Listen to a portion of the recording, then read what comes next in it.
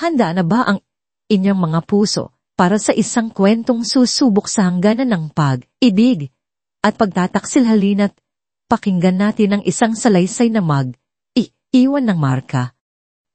Isang kwentong magpapatunay na kung minsan ang pinakamalalim na sugat ay nagmumula sa pinakamalapit sa ating puso.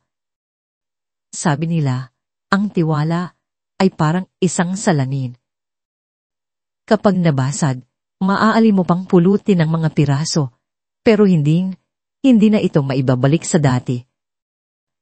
Ngunit paano kung ang mismong kamay na dapat sana'y iingat dito ang siyang walang awang dumurog nito? Samahan ninyo ako sa unang kabanata ng kwentong ito. Isang tulak. Iyon lang ang kinailangan para wasakin ang buong mundo ni Talasuyman. Isang malakas na tulak mula sa mga kamay na dati iumahaplos sa kanyang buhok, mga kamay na nangako sa kanya ng habang buhay na pag-iingat. Ang malamig na hangin ng gabi ay tila humiwas sa kanyang balat habang siya'y bumubulusok mula sa gilid ng maranyang yari. Ang mga ilaw nito na kanina lang ay tila mga bituin na nagdiriwang sa kanilang pagmamahalan. Ngayon ay nagmistulang mga malayong mata na walang awang nanonood sa kanyang pagkahulog. Sa isip niya, bumalik ang mga sandali bago ang katapusan. Ang lahat ay perpekto, ang mahinang ugong ng makina, ng yate, ang banayad na salin ng musika, ang amoy ng alat mula sa dagat na humahalo sa mamahaling pabango ng mga bisita. Ika-5 anibersaryo nila ni Silas at may dala siyang pinakamagandang balita. May sorpresa ako sa'yo, mahal ko. Bulong ni Silas sa kanyang tainga, kanina lang. Inilabas nito ang isang maliit na kahon na nababalutan ng belet.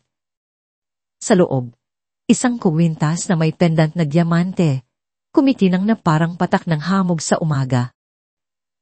Isinuot niya iyon sa leeg ni Tala at ang malamig na metal ay tila umaagaw ng init. Para sa pinakamamahal kong asawa, ang bituin ng buhay ko. Hinalikan siya ni Silas at si Tala. Sa kanyang walang katapusang pag-ibig ay naniwala. Hinawakan niya ang kamay nito at inilagay sa kanyang tiyan na bahagya ng umuumbok. May sorpresa rin ako sa iyo, sabi niya, nanginginig ang boses sa galak. Silas, magiging ama ka na. Nakita niya ang pagbabago sa mga mata nito. Isang kislap na hindi niya mawari. Akala niya'y luha ng kaligayahan. Iyon pala'y simula ng isang bangungot. Niyakap siya nito ng mahigpit at inilayo mula sa mga bisita, patungo sa pinakadulo ng yate, kung saan tanging ang buwan at dagat ang kanilang saksi. Ulitin mo ang sinabi mo, utos ni Silas, ngulit iba na ang tono nito. Wala na ang lambing. Napalitan na ito ng yelo. Magkakaanak na tayo. Mahal, sabi ni Tala, nagsisimula ng kabahan. Ngumiti si Silas. Isang ngiting hindi umabot sa kanyang mga mata. Hindi kita kailanman minahal, Tala. Ang mga salitang iyon ay tumama sa kanya ng mas malakas kaysa sa kahit anong sampal. Ang hangin ay tila nawala sa kanyang mga baga. At ang batang iyan, dagdag pa nito, ang bawat salita ay isang punyal, ay isang pagkakamali. Sa likod ni Silas, lumitaw ang isang anino si Selina Rydera, ang kanyang personal assistant. Nakangisi ito, isang mapanuyang ngisi, habang itinaas ang kanyang cellphone. Ang lente nito ay direktang nakatutok sa kanila. Ang pulang ilaw na nagpapahiwatig na ito'y nagre-record ay kumikindat na parang mata ng demonyo. Bakit iyon lang ang salitang nagawa ni Tala na mamutawi sa kanyang mga labi? Hindi sumagot si Silas. Sa halip, inilagay nito ang mga kamay sa kanyang balikat at itinulak siya. Ngayon, Habang nilalamon siya ng kadiliman ng dagat, ang bigat ng kanyang damit at ang malamig na tubig ay humihila sa kanya pababa. Ang pagsabog ng tubig nang siya ilumagapak ay nakabingi. Sinubukan niyang sumigaw, ngunit tubig, alat ang pumasok sa kanyang bibig. Sinubukan niyang lumangoy pataas, ngunit ang kanyang mga braso at binti ay tila pagod na bigla sa pagtataksil na dinanas. Ang huling imahe na nakita niya bago siya tuluyang malunod sa kadiliman ay ang papalayo at papaliit na ilaw ng yet. Narinig niya, o baka guni niya lang, ang mahinang halakhak ni Selena na dala ng hangin. Ang sakit sa kanyang dibdib ay hindi dahil sa kawalan ng hangin. Iyon ay ang sakit ng isang pusong pinagkanulo, dinurog ng walang awa. Namamatay siya at ang pumatay sa kanya ay ang lalaking pinangakuan niya ng kanyang buhay. Ngunit habang nararamdaman niya ang unting pagkawala ng kanyang malay, isang mas malakas na puwersa ang pumigla sa loob niya, hindi takot para sa sarili, kundi pag-ibig. Isang pag-ibig na mas malalim pa sa karagatang nagtatangkang kunin siya. Napahawak ang kanyang kamay sa kanyang sinapupunan. Anak ko. Kapit lang. Kilala ni Alon Delgado ang dagat. Kilala niya ito tulad ng pagkakakilala niya sa mga guhit sa kanyang palad. Alam niya ang bawat pagbabago sa ihip ng hangin, ang bawat kulay ng alon, ang bawat lihim na sinasabi ng mga ulat sa kalangitan. At sa umagang iyon, bago pa man sumikat ang araw, alam niyang may paparating na unos. Hindi pa ito ang unos na may pangalan, hindi pa ito ang bagyo na ibinabalita sa radyo. Ito ay isang galit na tahimik, isang bigat sa hangin na nagsasabing ang dagat ay sisingilin. Kaya't maaga siyang pumalaot, umaasang makahuli ng sapat bago pa man magarit ang kalikasan. Ngunit iba ang huli niya sa umagang iyon. Sa laot, sa gitna ng kulay, abo na tubig ng bukang, liwayway, may natanaw siyang lumulutang. Hindi ito troso, hindi ito piraso ng lambat. Masyadong puti, masyadong tao. Mabilis niyang pinaahon ang kanyang maliit na bangka. Bawat paghampas ng sagwan sa tubig ay isang dasal na sana rin mali ang kanyang hinala. Ngunit habang lumalapit, unting nabubuo ang imahe isang babae na kalutang, nakatihaya. Ang mamahaling puting bestida nito ay parang bulaklak na nabukadkad sa ibabaw ng tubig. Nang maabot niya ito, halos hindi siya humihinga. Hinawakan niya ang isang braso nito. Malamig. Malamig na parang yelo. Inangat niya ito, at sa kabila ng pagod, binuhat niya ang walang malay na katawan papasok sa kanyang bangka. Tuon niya, nakita ang mukha nito. Maganda. Kahit na maputla at walang buhay ang kulay, ang mga labi ay kulay ube na. Ngunit ang nakakuha ng kanyang pansin ay ang kuwintas sa leeg nito, isang diamanting kumikinang kahit sa murang liwanag. Hindi ito taga rito.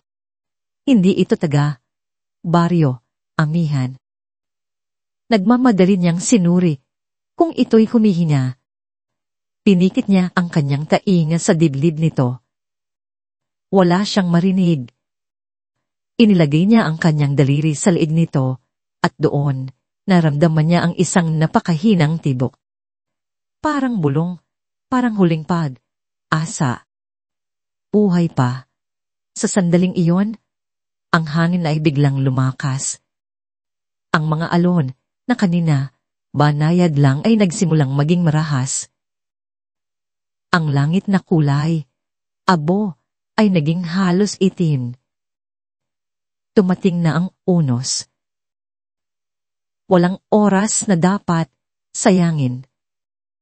Ibinuhos ni Alon ang lahat ng natitira niyang lakas sa pagsagwan.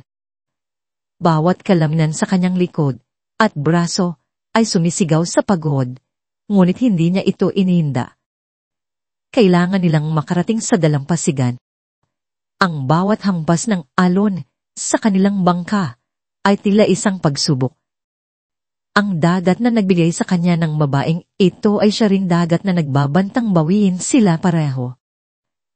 Nang sa wakas, ay sumadsad ang kanilang bangka sa buhanginan ng baryo Pamihan.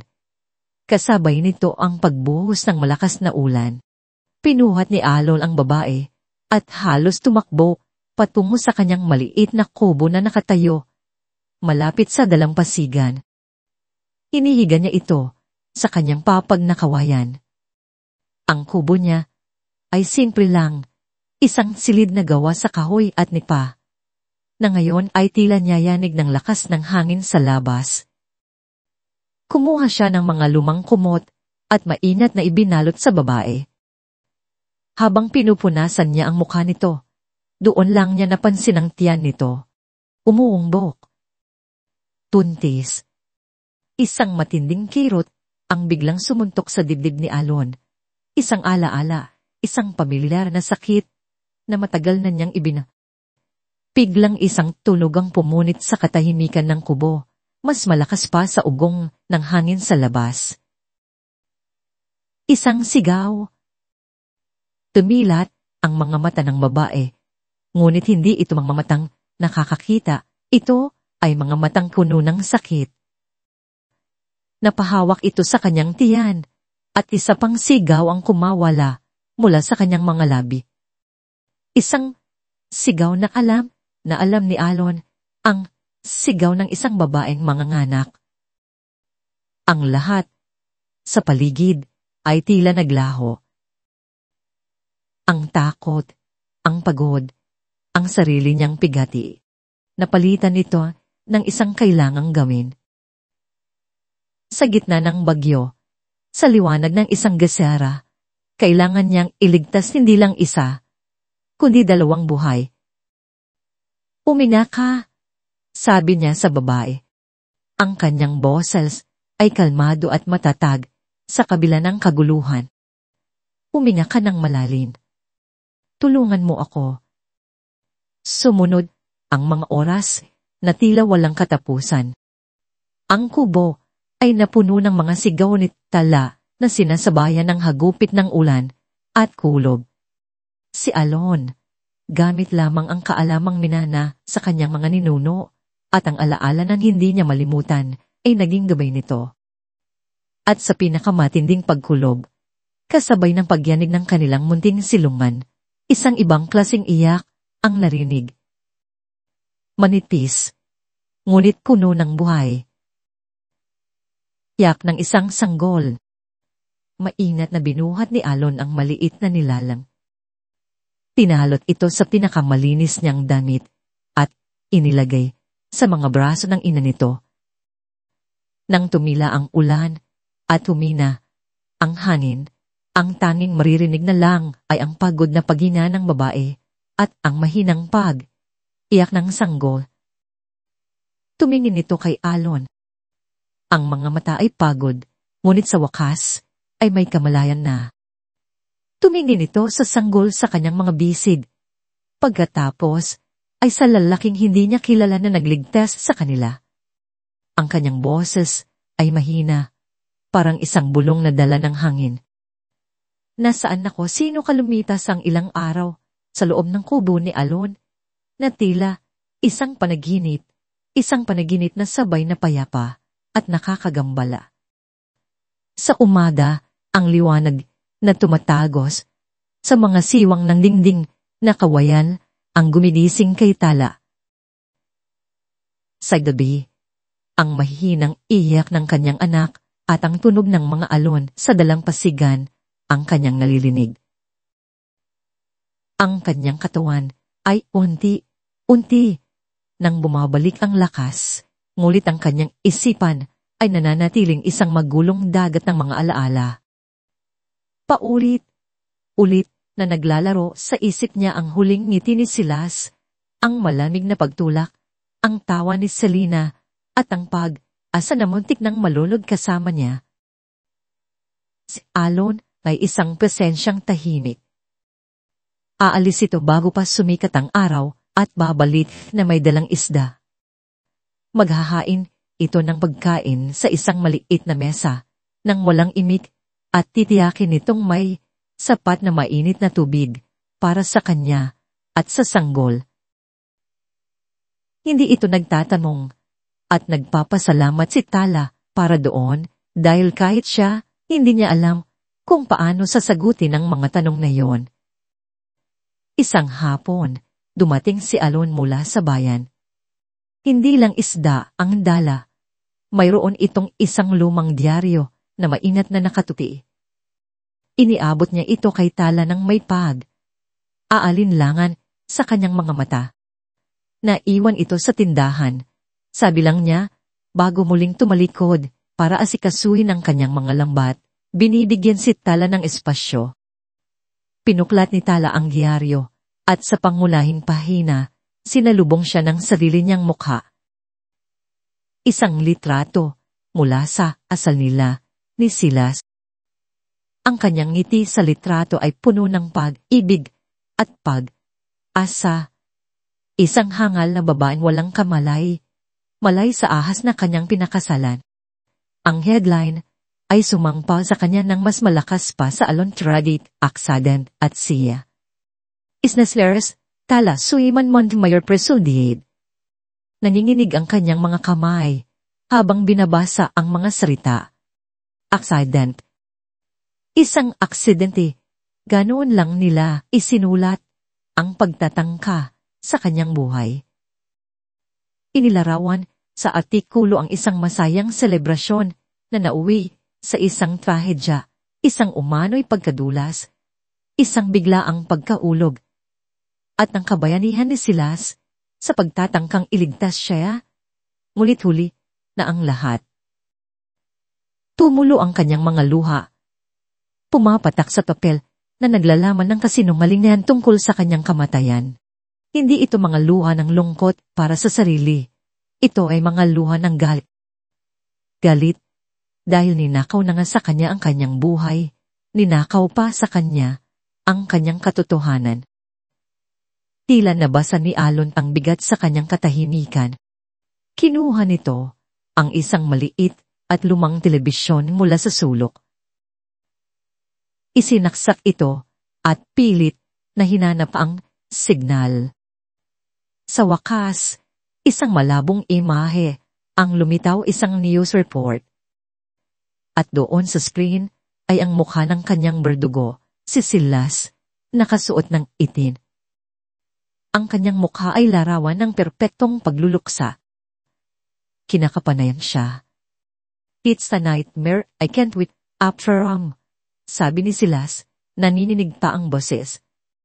May isang pumatak, maluha mula sa mata nito, isang luha na perpektong nakalkula para makita ng kamera.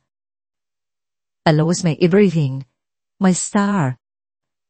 Now that he is 70. Nagsiklop ang mga kamao ni Tala. Ang mga kasinungalingang iyon, ang pag-arte, ang walang, yan ang paglalaro bilang isang asawang nagluluksa, habang siya, ang totoong biktima, ay narito, nagtatago sa isang kubo sa dulo ng mundo. Isang apoy ang biglang alab sa kanyang dibdib. Tinutupok ang lahat ng bakas ng lungkot at takot. Ang pumalit ay isang dalisay na galit, isang determinasyon na mas matigas pa sa mga batong hinahampas ng alon sa labas. Tumingin siya sa kanyang anak na mahimbing na natutulog sa isang improvised na duyan. Ang munting anghel na ito ang tanging dahilan kung bakit siya lumaban at para sa kanya, lalaban siyang muli. Ngunit hindi bilang si Tala Suiman, dahil si Tala Suiman ay mahina.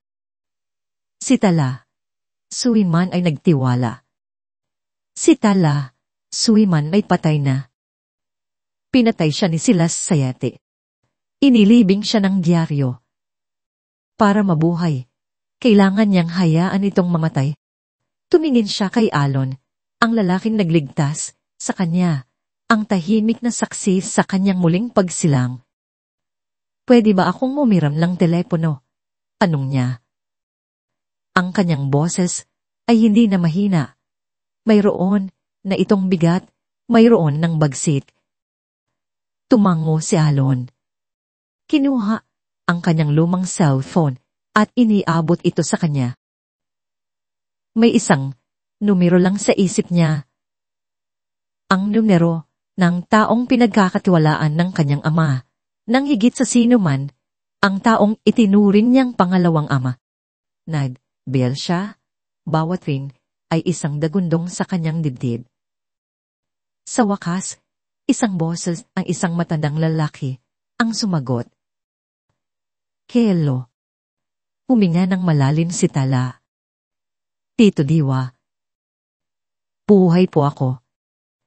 Sa kabilang linya, walang pagkabigla, walang aalinlangan, tanging isang mahabang katahimikan na tila puno ng lahat ng hindi masabi. At pagkatapos, ang sagot nito ay nagpatindig ng balahibo sa kanyang batok. Alam ko kung nasaan ka. Huwag kang aalis diyan. Tumating si Diwalag Damyo sa kalaliman ng gabi. Sakay ng isang ordinaryong bangka, hindi isang magarang sasakyan na iiwan ng bakas. Isang matandang lalaki na may mga matang nakakita na ng napakaraming bagay. Dala ang isang bag na luma, ngunit mabiga. Sa kanyang pagtapak sa buhangin ng baryo, amihan, tila dala niya ang bigat ng buong Mayla. Sa loob ng kubo, sa liwanag ng gasera, ang kanilang pagkikita ay tahimik, ngunit puno ng emosyon. Niyakap ni Diwa si Tala, isang yakap ng isang ama na muling natagpuan ang nawawalang anak. Nakita niya ang sanggol sa diuyan at isang butil ng luha ang kumawala mula sa kanyang mga mata. Sinabi ko na sa iyong ama noon. Basag ni Diwa sa katahimikan. Ang boses ay magaspang sa pighati. Huwag mong ipagkakatiwala ang lahat kay Silas. May anino sa kanyang mga mata. Inilatag niya ang laman ng kanyang bag sa maliit na mesa, isang makapal na sobre ng pera, mga damit para kay Tala at sa sanggol, at isang maliit na folder. Pinasundan ko na ang mga kilos niya mula pa noong ibinalita ang aksidente. Paliwanag ni Diwa. Ang tawag mo ay isang kumpirmasyon lang sa akin mga hinala. Masyadong mabilis siyang magluksa. Masyadong mabilis niyang inasikaso ang mga papeles. Pinuksan ni Tala ang folder. Sa loob, may mga bagong dokumento, isang birth certificate para sa kanyang anak at isang identification card para sa kanya. Ang litrato ay kuha mula sa isang lumang file, pero ang pangalan ay iba. Liwayway.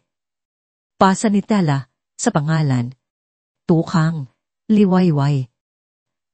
Ang simula ng isang bagong araw. Mula ngayon, patay na si Tala Suiman. Si Liwayway na ang kikilos. Iyan ang unang hakbang, sabi ni Diwa. Tumamo. Magpapalakas ka rito. Itatago kita. Samantala, ako ang magiging mata at taing niya mo sa syudad. Kailangan nating maging matalino. Tala. Liwayway. Ang kalaban mo ay hindi lang isang tao, kundi isang imperyo na itinayo gamit ang pera ng iyong pamilya. Tumingin si Tala sa kanyang mga kamay. Dati, ang mga kamay na ito ay para lang sa pagpipinta at paghawak sa kamay ni Silas. Ngayon, kailangan nilang matutong lumaban. Kailangan nilang matutong magpatumba. Nang dumating ang parehong gabi, daang kilometro ang layo, nakaupo si Silas Montemayor sa isang silyang mas mahal pa sa buong kubo ni Alon. Nasa loob siya ng opisina ng kanyang yumaong biyenan. Ang amoy ng lumang libro at tabako ay napalitan na ng amoy ng leather at tagumpay. Kasalukuyan niyang kausap ang kanyang mga abogado sa telepono. Ang kanyang boses ay malamig at walang emosyon. Liquidate ninyo ang lahat ng shares sa agrikultura.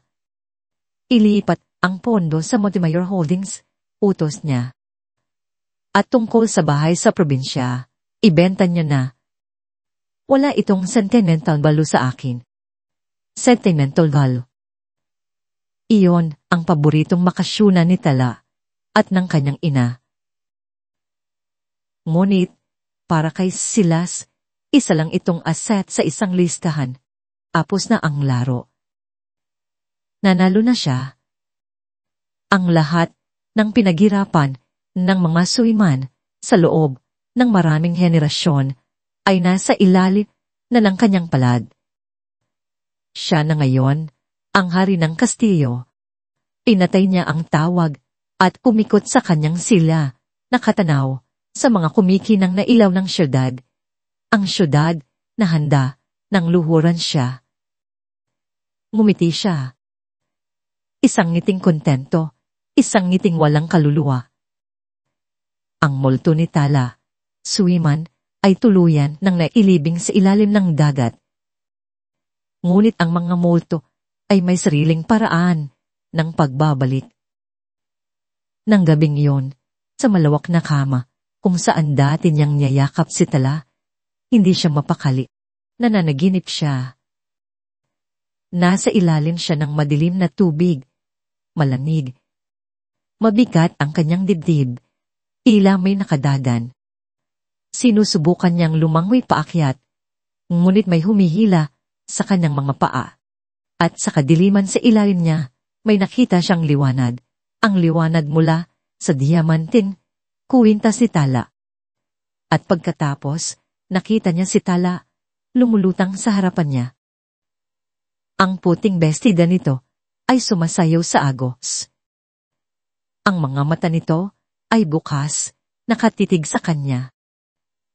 Hindi galit, hindi malungkot. Walang emosyon. Blanko.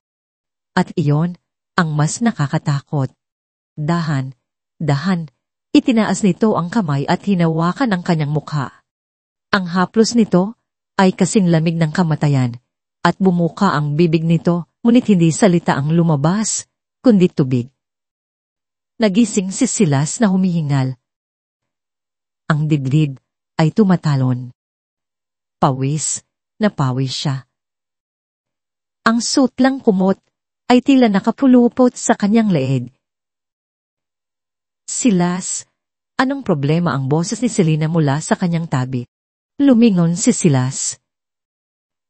Ang inis ay malinaw sa kanyang mukha habang pinupunasan ng pawis sa kanyang noo. Wala. Masamang panaginip lang.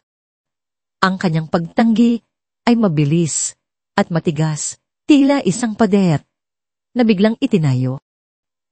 Lumapit si Selena.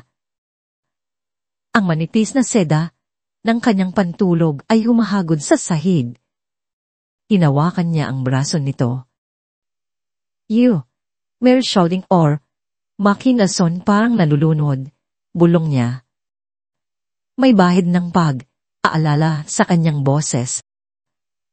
Isang marahas na pagbawi ng braso ang isinagot ni Silas. Kalokohan. Pumalik ka na sa pagtulog. Tumalikod ito, ayaw ipakita ang anumang kahinaan. Ngunit naramdaman ni Selena ang panginginig sa mga kamay nito. Hindi siya sumuko. Ang kanilang kinabukasan ay nakasalalay sa katatag ng lalaking ito. Ang anumang lamat sa kanyang kumpiyansa ay lamat din sa kanyang marangyang buhay. Silas, natatakot ako para sa iyo. Para sa atin. Sabi niya, sinubukang gamitin ang isang malambing na tono. Ano ba ang bumabagabag sa'yo? Muli itong humarap sa kanya. At sa sandaling iyon, sa ilalim ng liwanag ng buwan na tumatago sa malawak na bintanang salamin, Nakita ni Selena ang isang bagay sa mga mata ni Silas na hindi pa niya nakikita kailanman. Hindi galit, hindi pagkainit, kundi purong lantad na takot. Isang iglap lang iyon, isang mabilis na pagkurap na tila isang siwang papasok sa kanyang kaluluwa. Ngunit sapat na iyon para manlamig si Selena.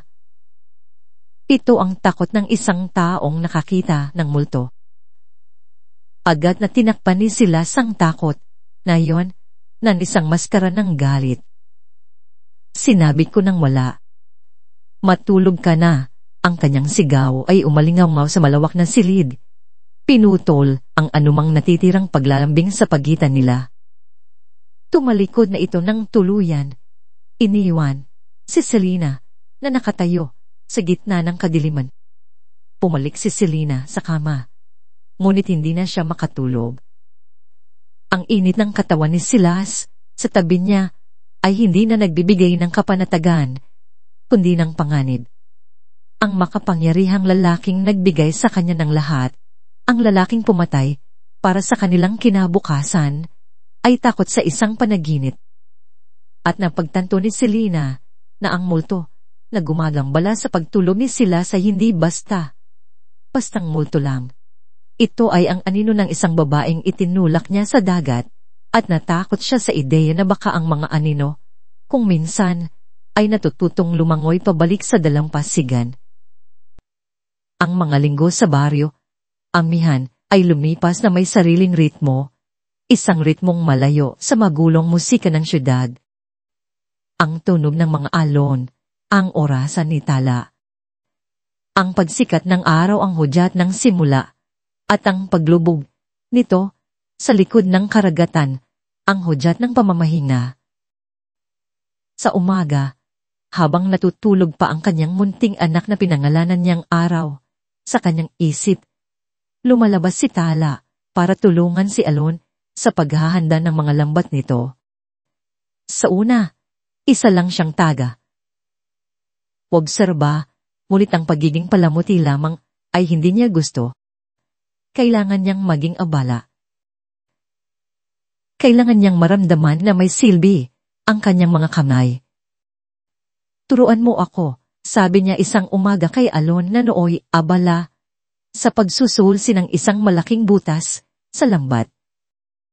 Tumingin ito sa kanya, pagkatapos ay sa kanyang mga kamay, malambot, maputi, walang kalyo.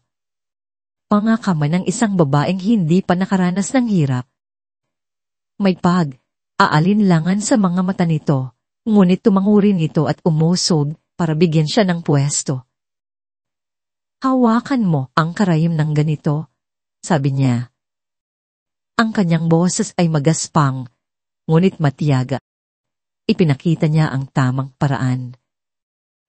Sinubukan ni Tala, ngunit ang kanyang mga daliri ay tila nangangapa. Ang sinulid ay paulit, ulit na bumubuhol. Hindi dito, sabi ni Alon. At sa unang pagkakataon, hinawakan nito ang kanyang kamay para igiya. Ang pagdikit ng kanilang mga balat ay nagdulot ng isang kuryenteng hindi inaasahan. Ang kamay ni Alon ay magaspang at mainit, puno ng lakas ng isang taong araw na nakikipagbunos sa dagat. Naramdaman ni Tala ang pagbilis ng tibok ng kanyang puso. Agad na binawi ni Alon ang kamay nito. Tila napasubsob at iwas ng tingin. Ngunit sa sandaling iyon, isang bagay na hindi masabi ang namagitan sa kanila, isang unawa na mas malalim pa sa mga salita. Sa gabi, habang si Alon ay naglilinis ng kanyang bangka, si Tala naman ang naghahanda ng kanilang hapunan. Isang gabi, pagod na siya sa paulit na pritong isda at kanin. Kinamit niya ang kaunting perang iniwan ni Diwa at bumili ng ilang sangkap mula sa maliit na tindahan sa baryo. Niluto niya ang paboritong sinigang ng kanyang ina. Ang amoy ng sampalok, kamatis, at sariwang isda ay pumuno sa maliit na kubo, nagdadala ng mga alaala ng isang masayang nakaraan Isang nakaraan bago pa dumating si Silas. Nang umupo si Alon para kumain, natigilan ito. Tinitigan niya ang sabaw, tila may inaalala. Ahimik siyang sumubo, at isa pa, at isa pa. Masarap, sabi niya sa wakas, hindi nakatingin kay Tala, ngunit sa kanyang kato. Matagal na akong hindi nakakatikim ng ganito. Sa simpleng papuring iyon, naramdaman ni Tala ang isang kakaibang init sa kanyang dibdib. Hindi ito ang papuri ng isang asawa na may hidden agenda. Ito ay ang tapat na pagpapahalaga ng isang taong matagal nang namumuhay mag-isa. Sa unang pagkakataon sa loob ng napakatagal na panahon, naramdaman niyang siya ay nag-aalaga, hindi lang inaalagaan. Nagkaroon sila ng mga gabi kung saan uupo sila sa labas ng kubo, sa ilalim ng mga bituin, habang mahimbing na natutulog si araw sa loob. Bakit palagi kang isa tanong ni Tala isang gabi. Ang kanyang boses ay kasinhina ng ihip ng hangin. Nagchibit, balikat si Alan. Ang tingin ay nasa madilim na dagat. Mas tahimik ang dagat. Hindi nagsisinungaling. Kung galit siya, ipapakita niya. Kung kalmado siya, ibibigay niya sa'yo ang lahat. Wala ka bang pamilya, pag? Uusisa ni Tala. Dahan. Doon, nagbago ang lahat. Ang katahimikan ni Alon ay hindi nakapanatagan. Ito'y naging isang pader. Ang kanyang mga balikat ay nanigas. Mayroon dati, sagot niya. Maikli at pinal. Kinuha na sila ng dagat. Hindi na muling nagtanong si Tala. Naintindihan niyang may mga sugat na mas malalim pa sa kanyang sariling sugat, mga sugat na hindi dapat piliting buksan. Isang gabi, nagising si Tala sa mahinang tunom ng pag-iyak ni araw. Matapos niya itong patahanin, napansin niyang hindi pa bumabalik si Alon sa kanyang higaan sa sahig. Dahan siyang sumilit sa bintana at nakita niya ito, nakaupo, sa buhanginan, nakatanaw sa dagat, tila may dinadalang pasanin na mas mabigat pa sa lahat ng lambat na binuhat nito. Pumalik siya sa loob, at habang pinagmamasdan ng kanyang natutulog na anak, ang bigat ng lahat ay bumagsak sa kanya. Ang pagtataksil, ang panganganak, sa gitna ng unos, ang kinabukasang walang kasiguraduhan. Hindi niya natigilan ang mga luwang tahimik na dumaloy sa kanyang mga pisngi.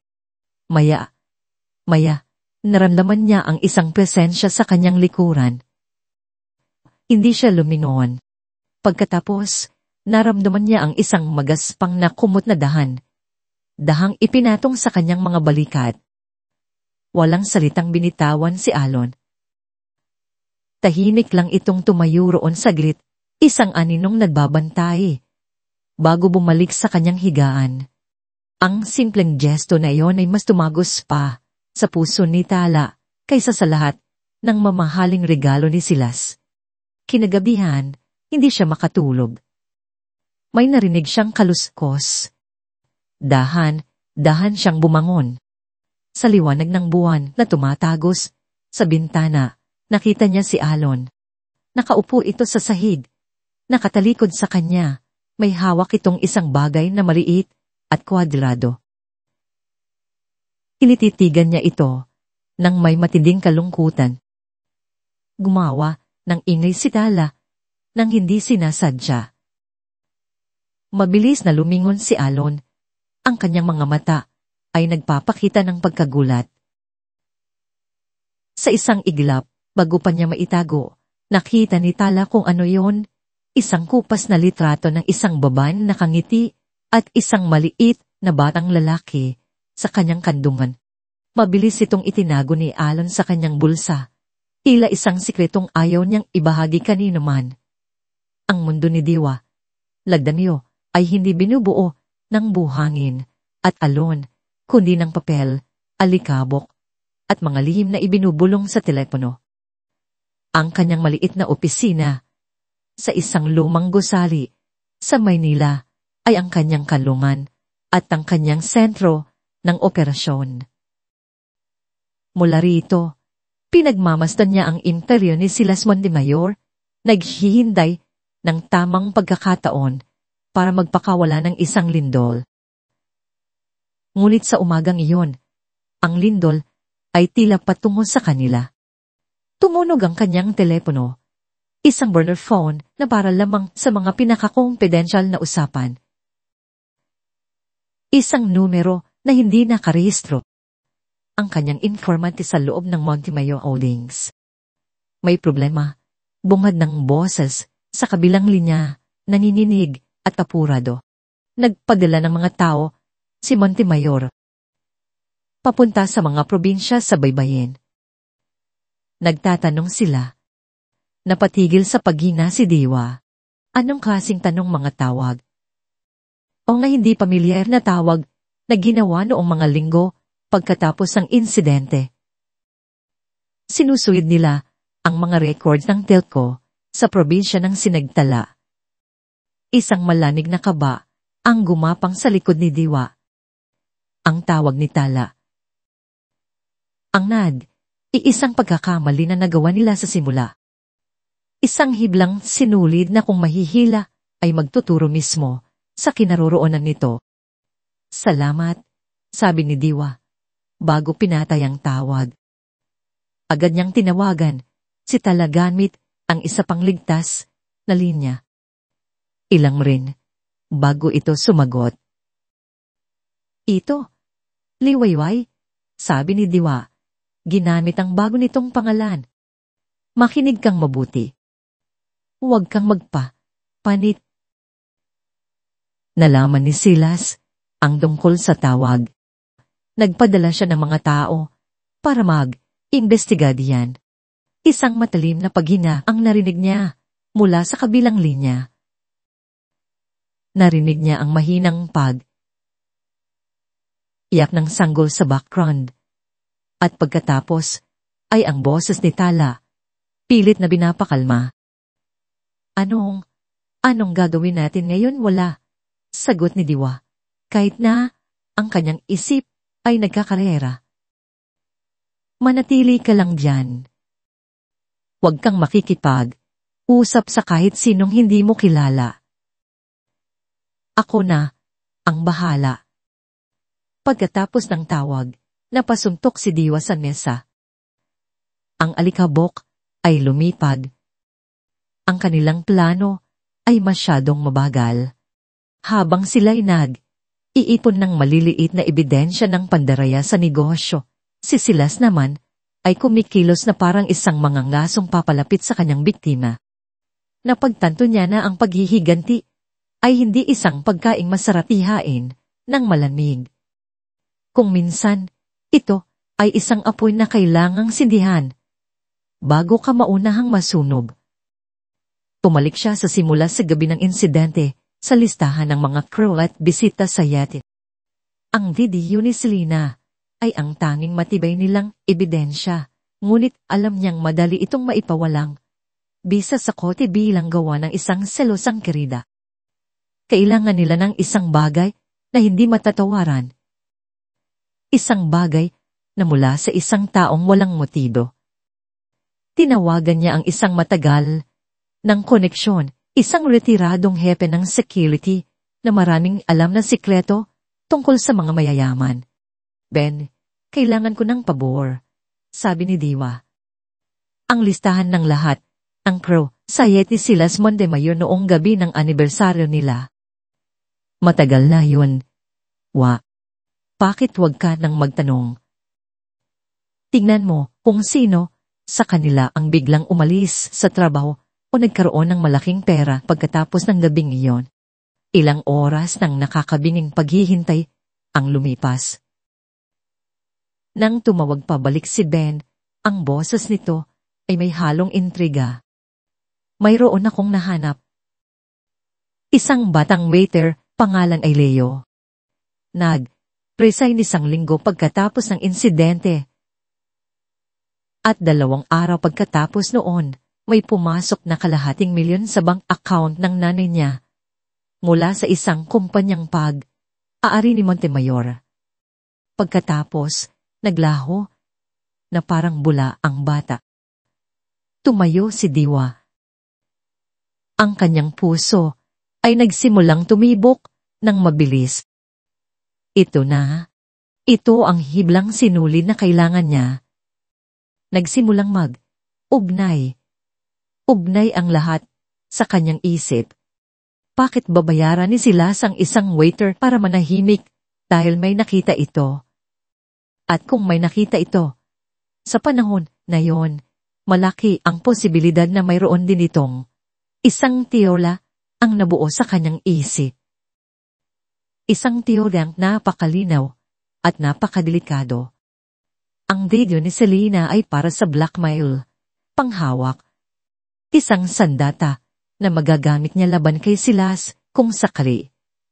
Ngunit paano kung may isa pang video, isang video na hindi kinunan para sa pansariling interes, kundi dahil sa pagkabigla, sa takot, o marahil sa konsensya.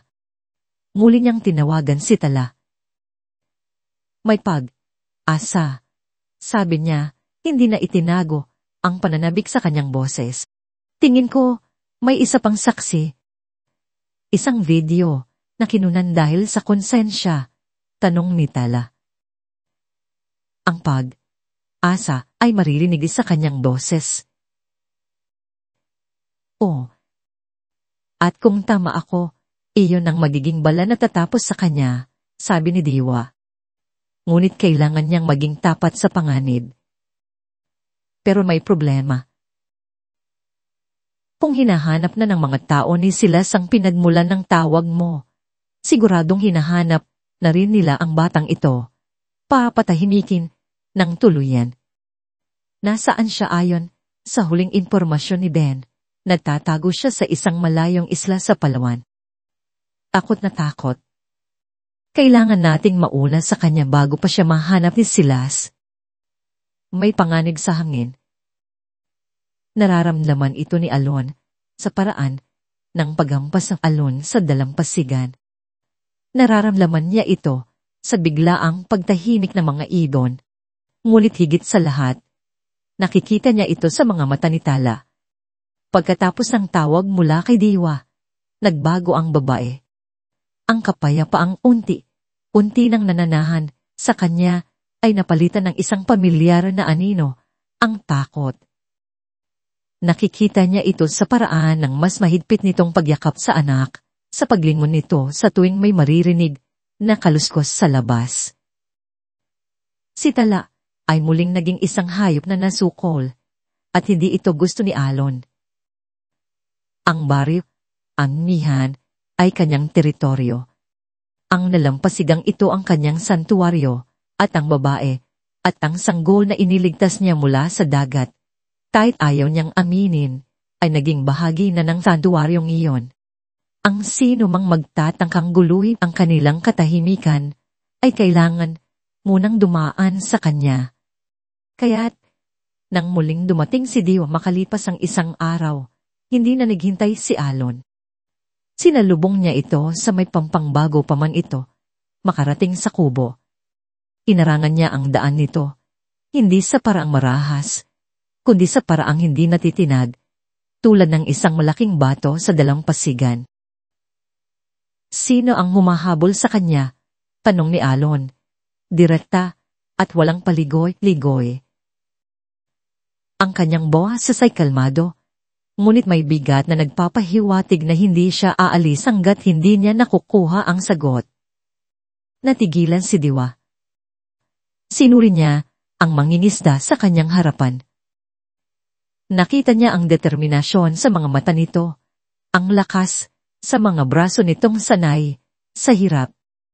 Napagtanto ni Diwa na ang lalaking ito ay hindi lang isang tagapagligtas, isa siyang kakampi o isang hadlang, at mas gugustuhin niyang maging kakampi ito.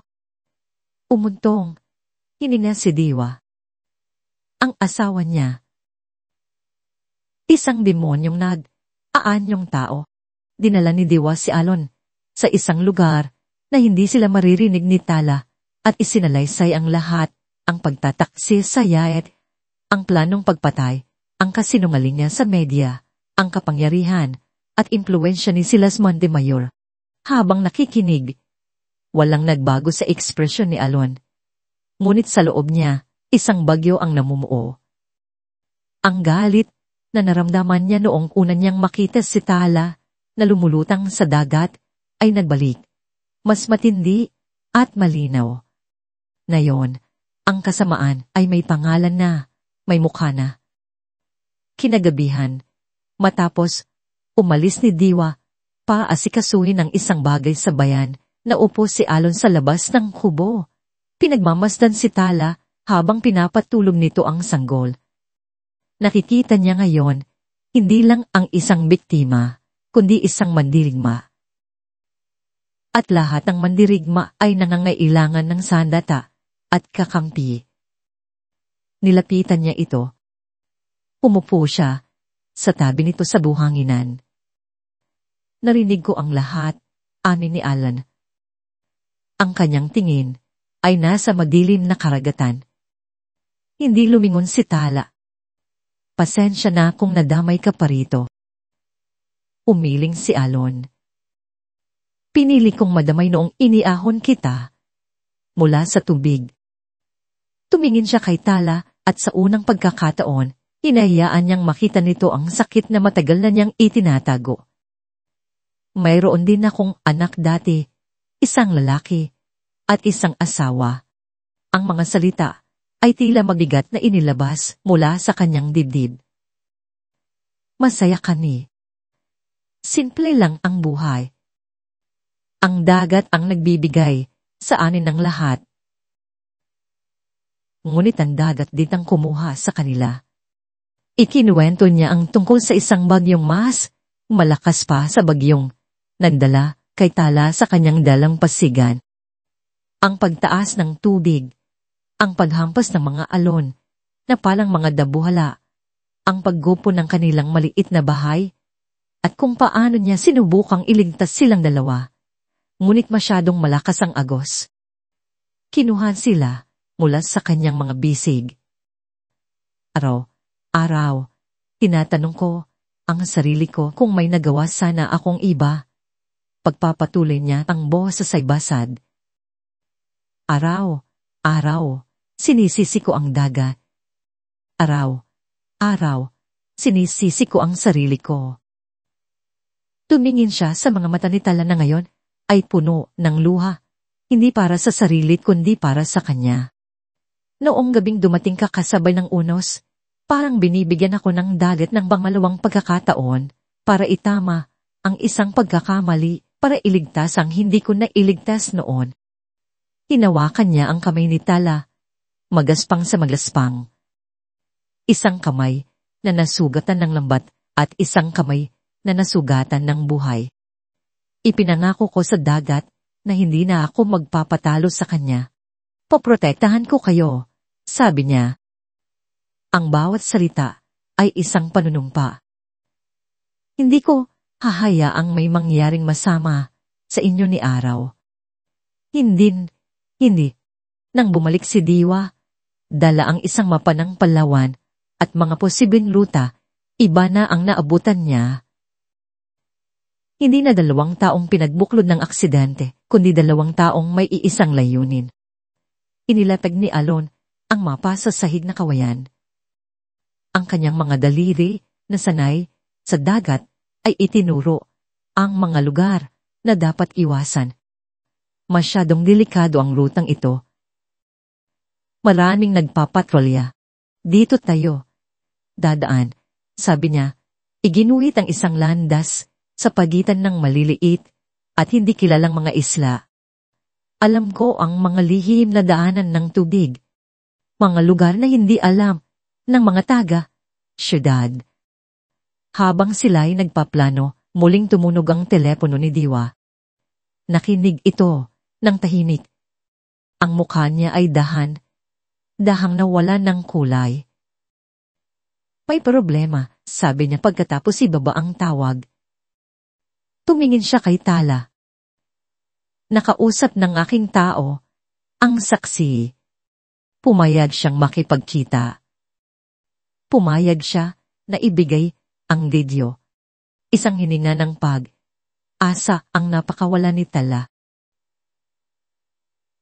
Ngunit, pagpapatuloy ni Diwa, ang kanyang boses ay mabigat, mayroon siyang isang kondisyon. Dahil sa takot, hindi siya magtitiwala sa kahit sino. Gusto niyang personal na ibigay ang ebidensya sa iisang tao lang. Sino? Panong ni Alon. Tumingin si Diwa ng diretso kay Tala. Gusto niyang makita na buhay ka. Ang dagat sa gabi ay ibang mundo, isang mundong puno ng anino at walang kasiguraduhan.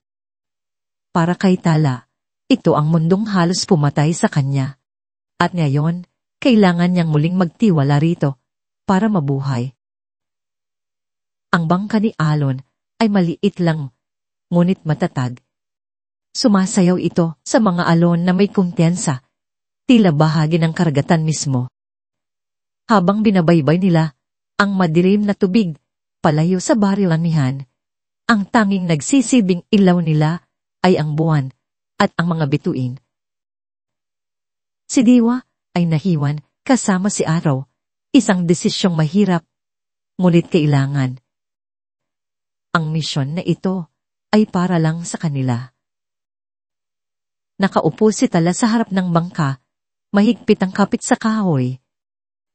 Bawat hampas ng alon sa kanilang bangka ay nagpapaalala sa kanya ng gabing iyon, ang lamig, ang takot, ang pag-asa na unting nawawala. Ngunit sa pagkakataong ito, hindi siya nag-iisa. Sa kanyang likuran, naroon si Alon. Isang aninong tahimik. Ngunit ang kanyang presensya ay sapat na para itaboy ang pinakamatinding takot.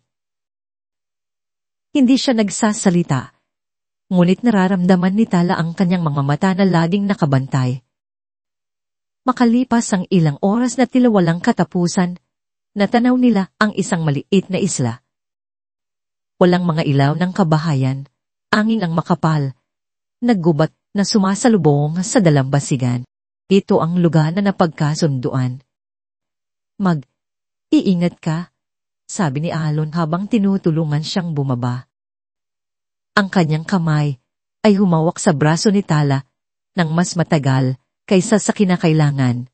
Kung may mangyari, sumigaw ka lang. Narito lang ako.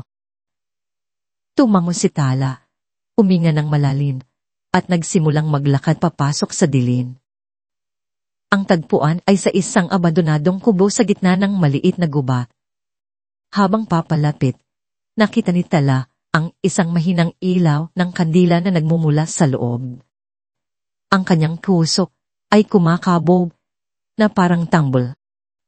Paano kung patibong ito, paano kung ang naghihintay sa kanya sa loob ay hindi ang saksi, kundi ang mga tauhan ni Silas, ngunit ang iisip sa kanyang anak na naiwan, kay Diwa ay nagbigay sa kanya ng lakas. Para kay Araw, haharapin niya ang anumang panganib. Dahan niyang itinulak ang pinto. Pumungad sa kanya ang isang binatang lalaki, ayat, nakayuko sa isang sulok. Ang mukha niya ay puno ng takot at pagod. Ito si Leo, ang waiter mula sa Yeg. Nang makita siya nito, ang takot sa mga mata nito ay napalitan ng makapaniwalang pagkamangha, na parabang nakakita ito ng isang multo. Buhay ka, bulong nito, nanginginig ang boses. O Leo. Buhay ako, sagot ni Tala. Ang kanyang boses ay kalmado, ngunit may bigat. Biglang napaluhod ang binata at nagsimulang humagulgol. Patawarin niyo po ako, Maan, sabi niya sa gitna ng kanyang mga hikbi. Hindi ko po sinasadya. Natakot po ako. Tinanggap ko ang pera dahil kailangan ng nanay ko para sa operasyon. Pero hindi po ako makatulog gabi. Ang sigaw niyo po, naririnig ko pa rin. Nilapitan siya ni Tala at dahang hinawakan ng kanyang balikat. Tumayo ka, Leo. Hindi ako naparito. Arasisihin ka. Naparito ako dahil kailangan ko ang tulong mo. Tumingala ang binata. Ang kanyang mukha ay basa ng luha. Alam ko po. Iyon po ang dahilan kung bakit ako pumayag. Sawa na akong magtago. Sawa na akong dalhin ang bigat na ito. Mula sa kanyang bulsa, kinuha niya ang isang maliit na bagay at iniabot ito kay Tala, isang Uzi flash drive. Nang makita ko po si Sir Silas nakausap si Ma'am Selena, kinutuban na po ako kaya't pasimple ko pong binuksan ng video camera ng cellphone ko. Itinago ko sa tray na dala ko. Paliwanag niya. Akala ko po, aaway lang sila. Hindi ko po inakala. Hindi niya natapos ang sasabihin. Salamat, Leo, sabi ni Tala. Ang kanyang mga daliri ay nagsara sa paligid ng maliit na device. Ang maliit na bagay na ito ang katotohanan. Ito ang kanilang sandra. Bago pa man siya makapagpasalamat muli, isang malakas na tunog ang kanilang narinig mula sa labas. Ang ugong ng isang papalapit na speedboat. Nandito na sila, sigaw ni Leo. Ang kanyang mukha ay namutla sa takot. Sinundan nila ako, Tala. Narinig nila ang sigaw ni Alon mula sa dalampasigan. Walang oras na dapat sayangin. Tumakbo ka na, magtago ka sa gubat, utos ni Tala kay Leo. Huwag kang alala sa akin. Tumakbo si Tala palabas ng kubo, patungo sa direksyon ng sigaw ni Alon. Nakita niya itong itinutulak na ang kanilang bangka pabalik sa tubig. Sa kalayuan, papalapit na ang mga ilaw ng isang mas malaki at mas mabilis na bangka. Halika na, sigaw ni Alon. Tumakbo si Tala ng buong bilis. Ang putik ay tumatalsik sa kanyang mga paa. Ang ugong ng speedboat ay palakas ng palakas. Nang marating niya ang pompang, agad siyang tinulungan ni Alon na makasakay. Kumapit ka, sigaw nito at pinaandar ang motor ng kanilang bangka. Nagsimula ang isang desperadong habulan sa ilalim ng buwan. Ang kanilang maliit na bangka ay tila isang daga na hinahabol ng isang pusa. Ngunit si Alon ay hindi isang ordinaryong mangingisda. Siya ay isang taong kabisado ang dagat. Sa halip na tumakbo sa bukas na karagatan, ibinabaling niya ang bangka papasok sa isang lugar na puno ng malalaking bato at maliliit na islang halos magkakadikit. Isang mapanganib na daanan na tanging ang mga lokal lang ang nakakaalam. Narinig nila ang mga sigaw mula sa kabilang bangka. Pagkatapos, isang putok ng baril lang pumunit sa katahimikan ng gabi. Isang bala ang tumama sa tubig. Ilang pulgada lang mula sa kanila. Imuko ka, sigaw ni Alon. Inawa ni Tala ang sinabi nito. Ang kanyang katawan ay nanginginig, ngunit ang kanyang kamay ay hindi bumibitaw sa Uzi drive. Ang puso niya ay puno ng takot, ngunit mayroon ding akalam na apoy. Nakuha na niya ang kailangan niya. Ang kailangan na lang niyang gawin ay mabuhay para magamit ito. Habang tinitingnan niya si Alon na may buong konsentrasyong nagmamaniobra sa pagitan ng mga naglalakihang bato, napagtanto niya ang lalaking ito ay hindi lang siya iniligtas, tinuturuan niya siyang lumaban. Sa isang matalas na pagliko, nagawa nilang mawala sa likod ng isang malaking bato. Itinigil ni Alon ang makina. Nagtago sila sa dilim. Pinakikinggan ang ugong ng speedboat ng kanilang mga kaaway, abang ikot itong naghahanap sa kanila. Sa wakas, Pagkaraan ng ilang minuto na parang isang kawalang hanggan, ang ugong ay unting humina at naglaho sa di kalayuan. Nakahinya sila ng maluwag. Sa katahimikan, anging ang kanilang pagod na paghinga at ang mahinang tapik ng tubig sa bangka ang maririnig. Okay ka lang, tanong ni Alon. Tumango si Tala at itinaas ang kanyang kamay na may hawak na usdrive. Nasa akin na. Umalik sila kay Diwa bago pa man sumikat ang araw. Ipinasok nila ang usg sa isang lumang laptop at doon, sa isang maliit na screen, pinanood nila ang katotohanan. Ang video ay nanginginig, ngunit malinaw. Mas malinaw kaysa sa video ni Selena. Nakita nila ang lahat, ang pagtulak, ang pagtawa ni Selena, at ang huling sinabi ni Silas bago itinulak si Tala. Isang malupit na utos na narinig ng malinaw sa audio. Mamatay ka na. Pagkatapos ng video, walang nagsalita. Tumingin si Tala kay Diwa. Ang kanyang mga mata ay nagniningas na parang baga. Panahon na, sabi niya. Ang kanyang boses ay malamig na parang yelo. Itakda mo ang entablado, Tito Diwa. Oras na para sa huling akto. Tumingin siya sa kalendaryo, sa pader. Nakita niya ang isang petsa na minarkahan ni Diwa ang Montemayor Charity Gala. Ang gabi kung saan ang kanyang asawa ay pararangalan para sa kanyang gawaing gawa. Handa na ako. Ang Grand Ballroom ng pinakamagarang hotel sa Maynila ay kumikinang. Ang mga naglalakihang chandelier ay nagbibigay liwanag sa daang bisita na nakasuot ng kanilang pinakamahuhusay na gown at tuksedo. Ang hangin ay puno ng amoy ng mamahaling pabango, masasarap na pagkain, at higit sa lahat, kapangyarihan. Ito ang Montemayor Charity Gala, ang pinakamalaking sosyal event ng taon. At sa sentro ng lahat ng ito ay si Silas Montemayor. Nakatayo siya sa entablado, sa likod ng isang podyong, perpekto sa kanyang itim na tuksel. Siya ang larawan ng tagumpay, biyaya at habag. Ang kanyang buhok ay maayos na sliked, back. Ang kanyang ngiti ay nakakaakit.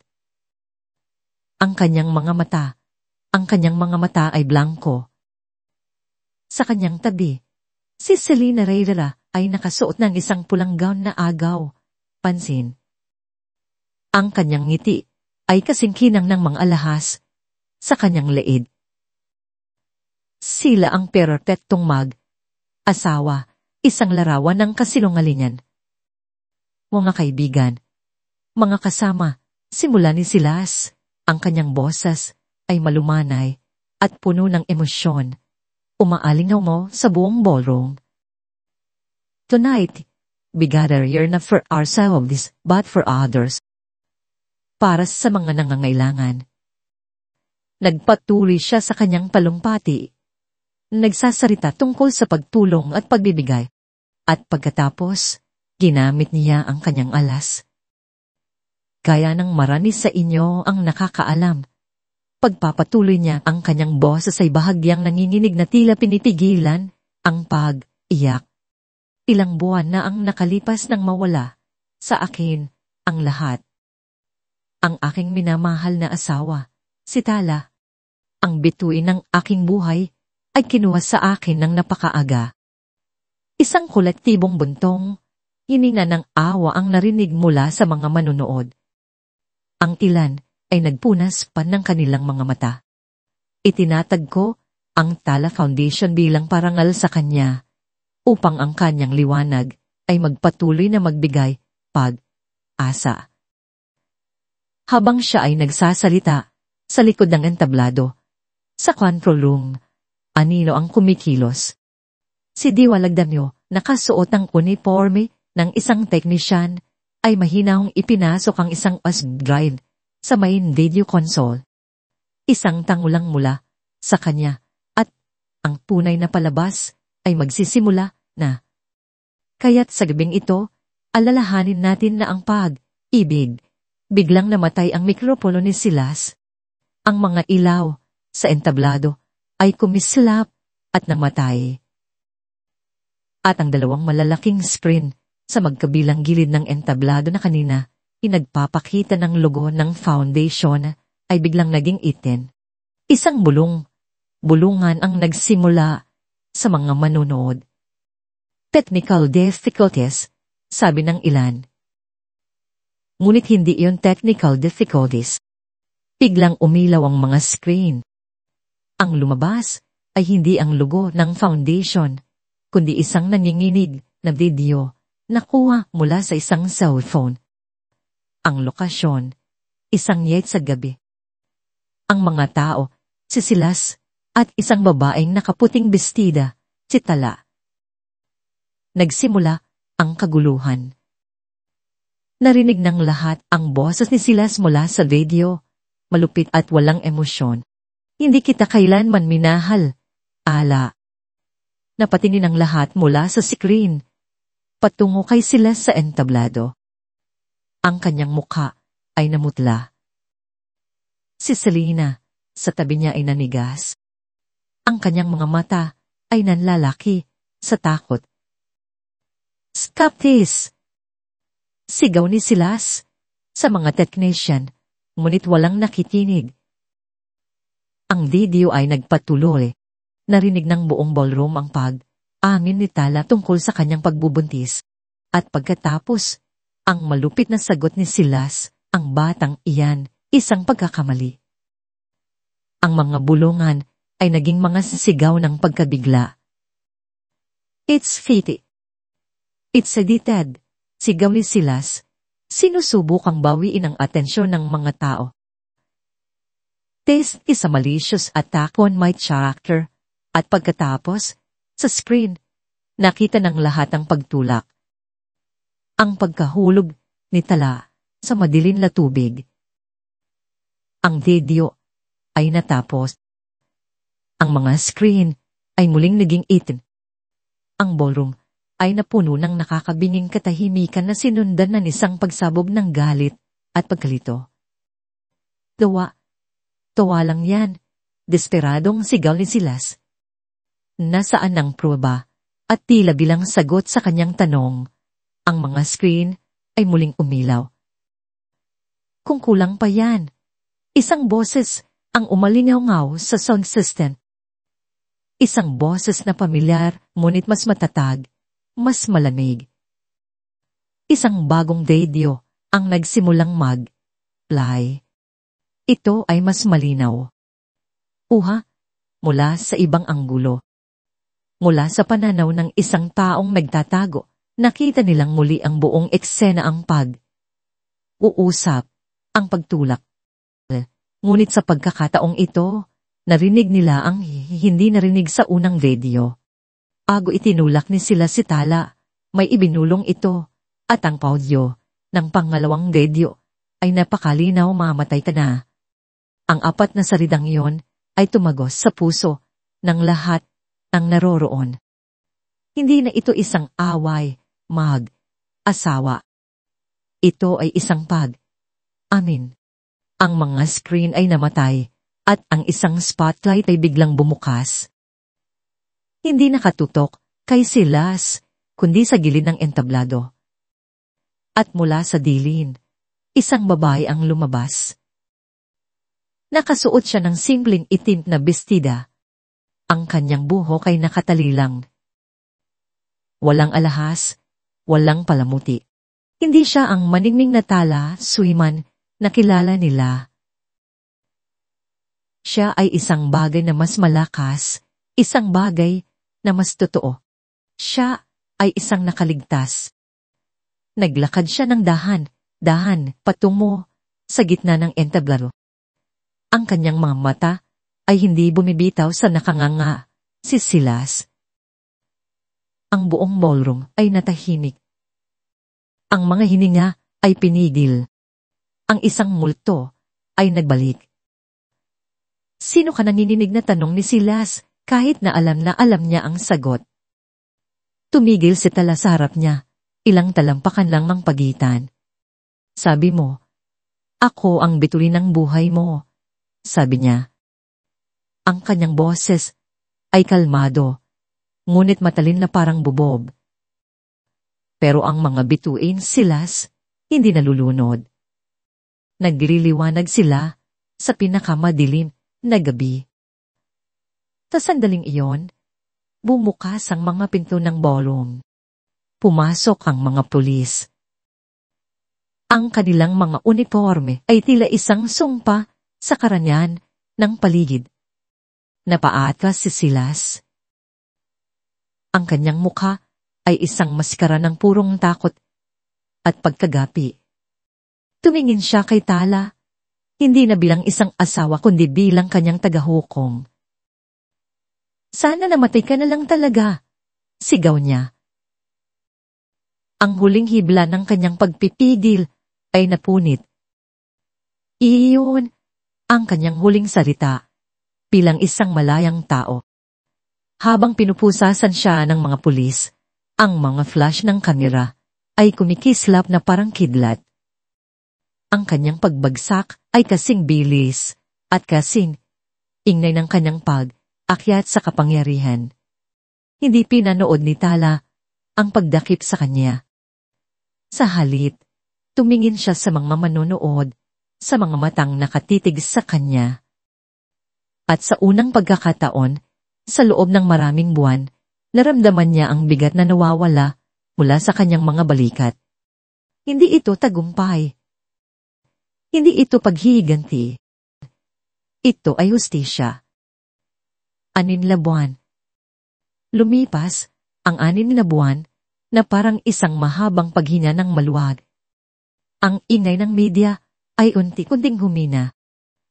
Ang mga pangalan ni Tala Suliman at Silas Montemayor ay dahang nawala sa mga headline, napalitan ang mga bagong iskandalo at bagong balita. Ang mundo ay nagpatuloy sa pag-ikot. Nakatayo si Tala sa harap ng isang bintana sa isang simpleng apartment na tinuluyan niya sa syudad habang nagaganap ang paglilitis. Pinapanood niya ang huling balita tungkol sa kaso sa isang maliit na telebisyon. Hinatulan ng korte si Silas Montemayor ng habang buhay na pagkakakulong. Reclusion perpetua. Walang parol, sabi ng Neo Sanchor. Ang litrato ni Silas na naka-uniformeng kulay kahel ay ipinakita sa screen. Ang kanyang mukha ay walang emosyon. Ang kanyang mga mata ay walang liwanag. Hindi umiti si Tala. Hindi siya nakaramdam ng pagdiriwang. Sa halip, isang malalim na kapayapaan ang bumalot sa kanya. Kinuha niya ang remote control at pinatay ang telebisyon. Tapos na. Ang huling kabanata, ang kanyang nakaraan, ay sa wakas ay naisara na. Kinabukasan, nakipagkita siya kay Dua sa huling pagkakataon sa Maynila, sa isang tahimik na kapihan na tinatawag na Kalinaw. Ano na ang plano mo ngayon? Tanong ni Diwa habang hinahalo ang kanyang kape. Ang lahat ng ariya ng mga Suliman ay naibalik na sa iyo. Maaari kang magsimulang muli, mas mayaman, at mas makapangyarihan kaysa dati. Umumiti si Tala, isang tunay na ngiti na umabot sa kanyang mga mata. Ibebenta ko ang lahat dito. Ang mansyon, ang mga kumpanya, ang mga alahas. Lahat, gulat na tanong ni Diwa. Pero yan ang ipinundar ng iyong mga magulang at gagamitin ko ang perang iyon para parangalan sila. Sagot ni Tala. Itutuloy ko ang Tala Foundation pero sa totoong paraan. Ibibigay ko ang halos lahat ng pondo sa mga charity na tumutulong sa mga kababaihan at mga batang biktima ng karahasan. Ang matitira ay sapat na para sa amin ng anak ko. Nakita ni Diwa ang determinasyon sa mga mata ni Tala. Hindi na ito ang babaeng puno ng galit na kanyang tinulungan. Ito ay isang babaeng natagpuan na ang kanyang sarili. Tumango siya ng may paghanga at pagmamahal ng isang ama. Ang iyong ama ay siguradong ipagmamalaki ka. Salamat sa lahat. Ito Diwa, sabi ni Tala, inaabot ang kamay nito. Butang ko sa inyo ang buhay ko. Hindi, Tala, sagot ni Diwa. Marahang pinitisil ang kanyang kamay. Utang mo ang buhay mo sa sarili mo. Ikaw ang lumaban. Kami ay mga gabay lamang. Makalipas ang isang linggo, sumakay si Tala sa isang bus na papunta sa probinsya. Walang magagarang kotse, walang mga bodyguard. Tanging siya, ang kanyang anak na mahimbing na natutulog sa kanyang mga braso at isang bag na naglalaman ng lahat ng kailangan nila para magsimula muli. Habang dinatahak ng bus ang daan palayo sa magulong syudad, pinanood ni Tala ang mga naglalakihang gusali na unting nagiging mga puno. Ang ingay ng trapiko ay napalitan ng huni ng mga ibon. Ang maruming hangin ay napalitan ng amoy ng lupa at damo. Nakahinga siya ng malalim. Umuwi na siya. Pagbaba niya sa bukana ng baryo, amihan ang pamilya na amoy ng alat at isda ay sumalubong sa kanya. At sa di kalayuan, sa ilalim ng isang puno ng nyog, may isang taong naghihintay. Si Alon. Hindi siyang ngumiti. Hindi rin siya nagsalita. Naglakad lang ito, papalapit. Kinuha ang bag mula sa kanyang balikat at sinabayan siyang maglakad pabalik sa kubo sa tabi ng dagat. Ang kanyang presensya ay sapat na. Siya ang kanyang tahanan. Inaumagahan bago pa man sumikat ang araw, nagising si Tala. Dahan siyang bumangon, iniwan ang kanyang anak na natutulog at lumabas. Nakita niya si Alon na nakaupo sa buhanginan, nakatingin sa dagat, gaya ng dati. Umupo siya sa tabi nito. Sa loob ng ilang minuto, tahimik lang nilang pinanood ang dahang pagbabago ng kulay ng langit, mula sa itim patungo sa indigo, pagkatapos ay sa kulay kahel at rosas. Ang paghihiganti ay hindi nagbigay sa kanya ng kapayral. Ang pagtakulong ni Silas ay hindi naghilom sa kanyang mga sugat. Ang hustisya ng korte ay para sa batas. Ngunit ito ang kanyang hustisya. Ang makaupo rito, malaya, kasama ang isang taong nagligtas sa kanya. Ang malanghap, ang hangin ng dagat ng walang takot. Ang malaman na sa loob ng kubo, ang kanyang anak ay ligtas at mahimbing na natutulog. Ang pagpili sa buhay, sa pag-asa, sa pag-ibig, sa halip na sa galit. Habang ang unang sinag ng araw ay sumilit mula sa abot. Panaw, naramdaman ni Tala ang kamay ni Alon na dahang hinawakan ang kanyang kamay. Hindi na sila mga estranghero na pinagtagpo ng kahedya. Sila ay dalawang kaluluwang sinubok ng dagat at pinagbuklod ng pag-asa. Ano na ang pangalan niya? Tanong ni Alon sa katahimikan. Ang kanyang boses ay banayad, nakatingin sa kubo kung saan natutulog ang sanggol. Tumingin si Tala sa papalabas na araw. Ang liwanag nito ay nagbibigay init sa kanyang mukha. Isang ngiti ang sumilay sa kanyang mga labi. Payapa, bulong niya. Ang pangalan niya ay Payapa. At dito po nagtatapos ang ating kwento. Isang paglalakbay na nagpapatunay na kahit sa pinakamadilim na gabi ng pagtataksil, laging may sisikat na bukang liwayway ng pag-asa. Ang tunay na aral ng kwentong ito ay hindi tungkol sa paghihiganti, kundi tungkol sa muling pagbangon. Ipinakita sa atin ni Tala na ang pinakamalaking tagumpay ay hindi ang pagbagsak ng iyong kaaway, kundi ang pagbuo muli ng iyong sarili mula sa mga piraso na kanilang winasak. Ang kapatawaran, hindi para sa taong nanakit, kundi para sa sarili, ang susi sa tunay na kapayapaan. Marami pong salamat sa inyong walang sawang pagsubaybay at pakikinig sa kwento ni Tala. Ang inyong mga puso at emosyon ang nagbibigay buhay sa bawat salita. Nais po naming marinig ang inyong mga saloobin. Ano ang pinakapaborito ninyong eksena? Anong aral ng inyong napulot? At anong klaseng kwento ang gusto ninyong mapakinggan sa susunod? Comment niyo lang po sa ibaba. Hindi dito nagtatapos ang ating paglalakbay. Marami pa pong kwentong kasing ganda at mas puno ng aral dito sa aming channel. Kung nagustuhan niyo ang kwentong ito, i-like, i-share sa pamilya at mga kaibigan, at mag-subscribe na rin para lagi kayong updated sa mga susunod pa naming kwento. I-click niyo ang notification bell para kayo ang unang makarinig kapag may bago kaming upload. Pagpalain po kayo ng Panginoon, kayo at ang inyong buong pamilya.